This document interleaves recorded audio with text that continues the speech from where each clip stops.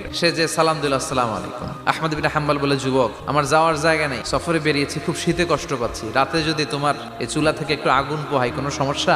যুবক বলে, না না সমস্যা না, আহলান ওয়া সাহলান, বসে আমদের আসেন আসেন, আপনি আগুন পোহাইলে আমার সমস্যা কি? আল্লাহ শুকরিয়া করে উনি বসলেন আর আগুন পোহাচ্ছেন। আর খেয়াল করলেন, যুবক রুটি বানায় আর পরে আস্তাগফিরুল্লাহ, রুটির দলা বানায় পরে আস্তাগফিরুল্লাহ, খামির বানায় আর পরে আস্তাগফিরুল্লাহ, খালি এইটাই পড়তেছে। ইমাম আহমদ ইবনে হাম্বল তো অবাক, কিরে এটা আবার কেমন যুবক, খালি আস্তাগফিরুল্লাহ। উনি প্রশ্ন করলেন, যুবক, ঘটনা কি? আসার পর থেকেই তোমার দেখতেছি তুমি রুটি বানাও, রুটি বিক্রি করো আর পড়ো আস্তাগফিরুল্লাহ।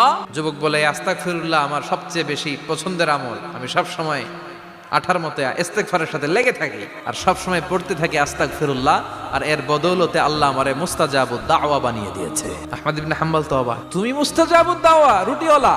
আমি এত বছর হাদিস পড়াই, আমিও তো মুস্তাজাবুদ দাওয়া না, তুমি দোয়া করলেই সব কবুল হয়ে যায়? যুবক বলে, নাম আনা মুস্তাজাবুদ দাওয়া, আমি আমার জীবনে যত দোয়া করেছি কবুল করে নিয়েছে কে?